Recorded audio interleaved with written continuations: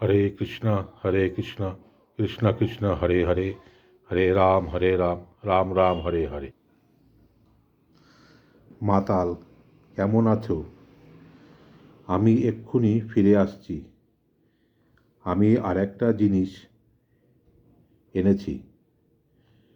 প্রভুপাদ, এখন বিরক্ত করো না, বসে পড়ো। আমরা একটা গুরুতর বিষয় নিয়ে আলোচনা করছি। মাতাল, আমি এটা ওখানে রাখবো? মন্দিরে? ঠিক আছে, আমি এক্ষুনি ফিরে আসছি। লোকটির মাথার চুল সাদা, তার মুখ ভর্তি খোঁচা খোঁচা ধূসর বর্ণের দাড়ি, আর কাপড় চোপড় এলোমেলো। তার গায়ের দুর্গন্ধে সমস্ত মন্দিরটা ভরে ওঠে। কিন্তু তারপরে সে হঠাৎ কাত হয়ে দরজা দিয়ে বেরিয়ে চলে যায়। প্রভুপাদ মৃদু হেসে আবার তাঁর বক্তৃতা শুরু করেন। সুতরাং কেউ যদি কৃষ্ণ ভাবনা যুক্ত হয়ে হরে কৃষ্ণ মহামন্ত্র এবং ভগবদ্গীতার বাণী কীর্তন করে, তাহলে সে আগে কি করছিল তা দিয়ে কিছু যায় আসে না। তাকে একজন মহাত্মা বলে গণ্য করতে হবে। তিনি একজন মহাত্মা, অপিচেত সুদূরাচারও। তার পূর্বকৃত সংস্কারের ফলে তার কতকগুলো বাহ্যিক বদভ্যাস থাকতে পারে, তবে তাতে কিছু যায় আসে না। যেভাবেই হোক না কেন, শ্রীকৃষ্ণের প্রতি ভক্তিযুক্ত হওয়া উচিত, এবং তাহলেই কৃষ্ণভক্তির অনুশীলন করতে করতে মহাত্মায় পরিণত হওয়া যায়। অভ্যাস যে দ্বিতীয় প্রকৃতি, সে সম্বন্ধে একটা গল্প আছে। একটা চোর তার কয়েকজন বন্ধুর সঙ্গে তীর্থ করতে গিয়েছিল। রাত্রিবেলা সকলে যখন ঘুমিয়ে পড়ল, তখন তার চুরি করার প্রবৃত্তিটা চারা দিয়ে উঠল। কেননা রাত্রিবেলা চুরি করাটা তার অভ্যাসে দাঁড়িয়ে গেছে। তাই সে উঠে গিয়ে অন্যের জিনিসপত্র চুরি করতে লাগল। কিন্তু তারপর সে ভাবল, আমি পুণ্যক্ষেত্রে তীর্থ করতে এসেছি, কিন্তু তবুও অভ্যাসের বশবর্তী হয়ে আমি চুরি করছি। না, আমি তা করব না। তাই সে একজনের জিনিসপত্র নিয়ে আরেকজনের জায়গায় রাখল, এবং এইভাবে সারা রাত ধরে সেই হতভাগা তীর্থযাত্রীদের জিনিসপত্রগুলো এরটা ওখানে ওরটা এখানে করে রাখল। কিন্তু তার সুবুদ্ধির ফলে, যেহেতু সে পুণ্যস্থানে তীর্থ করতে গিয়েছিল, সে কিছুই চুরি করল না। সকালবেলায় ঘুম থেকে উঠে সকলে বলাবলি করতে লাগলো, আমার ব্যাগ কোথায়? আমি তো সেটা দেখতে পাচ্ছি না, আমার ব্যাগ তো আমি দেখতে পাচ্ছি না। তখন একজন বলল, ওই ওই তো তোমার ব্যাগটা ওখানে দেখছি।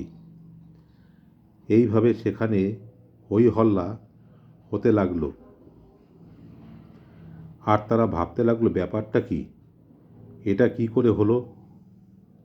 তারপর চোরটি দাঁড়িয়ে উঠে অন্য সমস্ত তীর্থযাত্রীদের বলল, ভদ্র মহোদয়েরা, আমি আসলে একটা চোর, এবং যেহেতু রাত্রে চুরি করাটা আমার অভ্যাস, তাই রাত্রি হওয়ার সঙ্গে সঙ্গে চুরি করার ইচ্ছাটাও আমাকে পেয়ে বসল।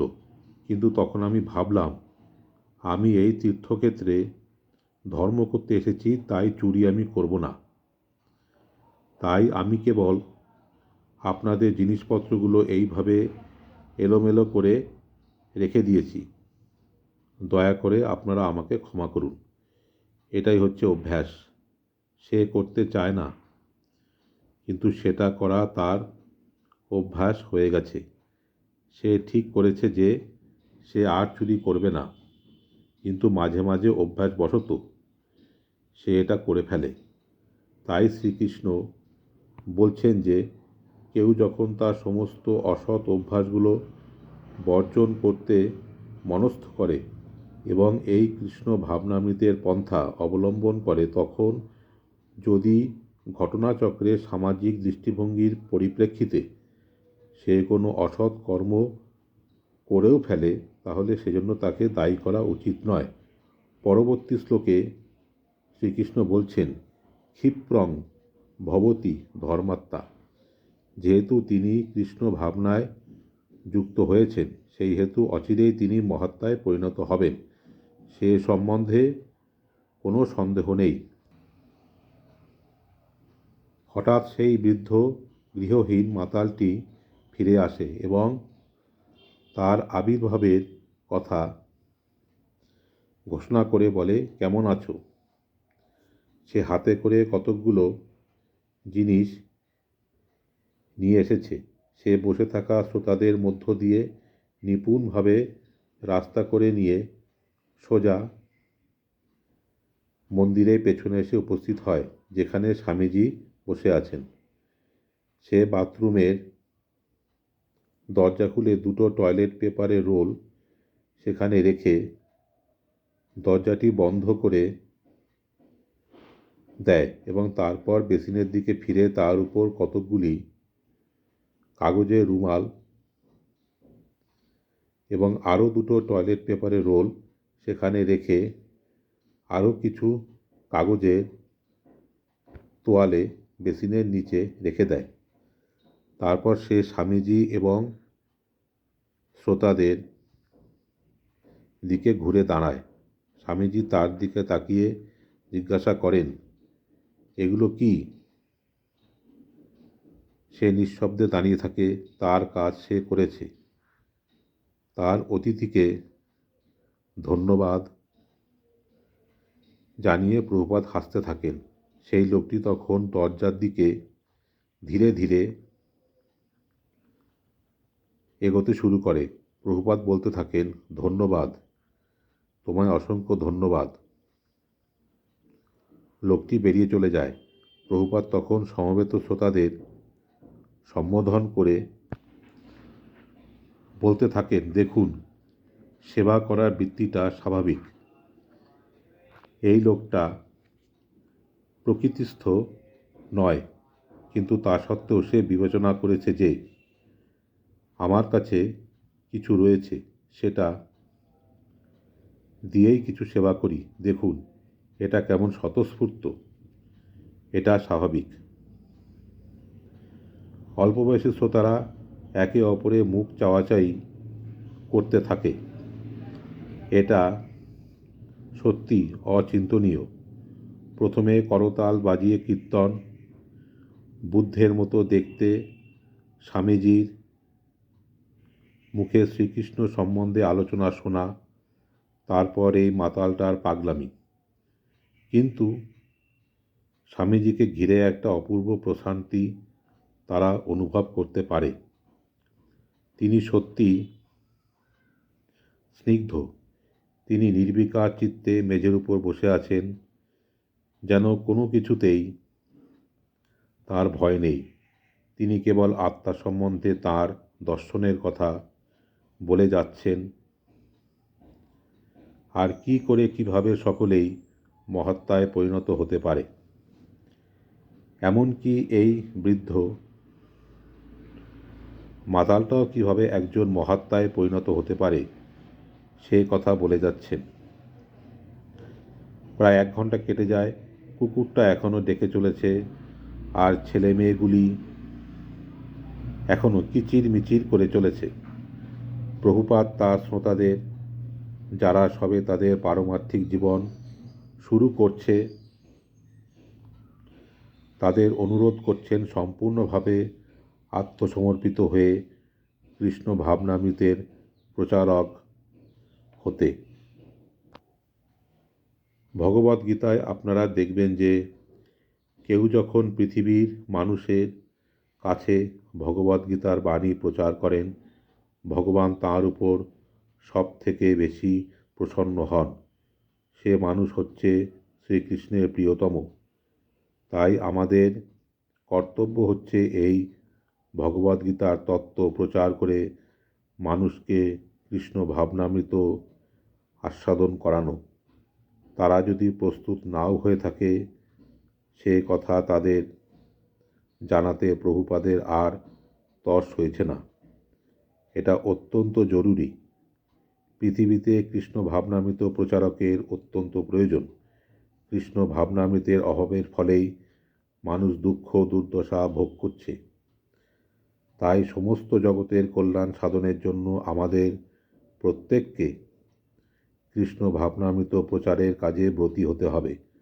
শ্রী চৈতন্য মহাপ্রভু, যাঁর ছবি আমাদের এ ঘরের সামনে রয়েছে, তিনি অতি সুন্দরভাবে কৃষ্ণ ভাবনামৃতের দর্শন প্রচার করে গেছেন। তিনি বলে গেছেন, আমার আজ্ঞায় তোমরা সকলে গুরু হও। শ্রী চৈতন্য মহাপ্রভু আদেশ দিচ্ছেন যে পৃথিবীর সমস্ত দেশে গিয়ে তোমরা কৃষ্ণ ভাবনামৃত প্রচার করো। তাই আমরা যদি ভগবদ্গীতার বাণীর কোনো রকম কদর্থ না করে এবং কোনো জড়জাগতিক উদ্দেশ্য না নিয়ে যথাযথভাবে প্রচার করার ব্রত গ্রহণ করি, তাহলে শ্রীকৃষ্ণ বলছেন যে সেই কাজ সার্থক হবে। কোনো রকম পার্থিব বিষয়ের প্রতি আমাদের আকর্ষণ থাকা উচিত নয়। তাহলে আমরা কখনোই শ্রীকৃষ্ণকে পাব না। তবে তার অর্থ এই নয় যে পৃথিবীর মানুষদের প্রতি আমরা বিরূপ ভাবাপন্ন হব না। আমাদের কর্তব্য হচ্ছে তাদের সর্বশ্রেষ্ঠ উপদেশ প্রদান করা যে তোমরা কৃষ্ণ ভাবনায় ভাবিত হও। এবং শ্রোতাদের মধ্যে একটি যুবক নিজেকে সংযত রাখতে পারল না এবং সে অসংলগ্নভাবে কতকগুলি অর্থহীন কথা বলে যেতে লাগল। প্রভুপাদ, না, এখন তুমি গোলমাল করতে পারো না। লোকটি দাঁড়িয়ে উঠে, আচ্ছা মশাই, 1 মিনিট দাঁড়ান। একটা ঝগড়ার সৃষ্টি হয় এবং অন্যরা তাকে থামাবার চেষ্টা করে। প্রভুপাদ, না না না না, এখন নয়, না না, এখন ঠিক আপনি প্রশ্ন করতে পারেন না। লোকটি, বেশ, আমি কিছু বলবার চেষ্টা করছি। প্রভুপাদ, না, এখন আপনি প্রশ্ন করতে পারেন না। লোকটি, মশাই একটু দাঁড়ান, 1 মিনিট। প্রভুপাদ, আপনি কেন এখনই বাধা দিচ্ছেন? প্রশ্নোত্তরের জন্য আমাদের একটা নির্দিষ্ট সময় ধার্য করা আছে। শ্রোতাদের মধ্যে কয়েকজন বলে ওঠে, লোকটিকে শেষ করতে দিন। হ্যাঁ, ওর বক্তব্যটা বলতে দিন।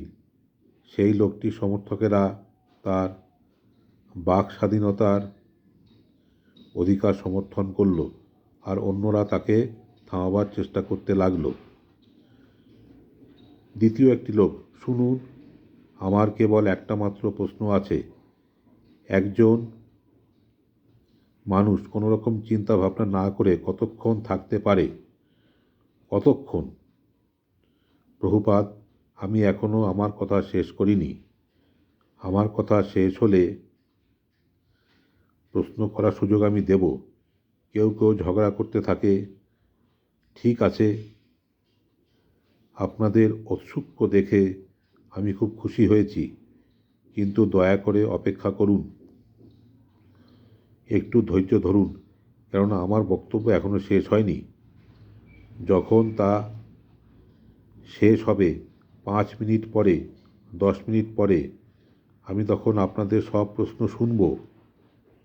অধৈর্য হবেন না, বসুন। শ্রোতারা শান্ত হন আর স্বামীজি আবার তার কথা বলতে শুরু করেন। 5 মিনিট পরে, হরে কৃষ্ণ।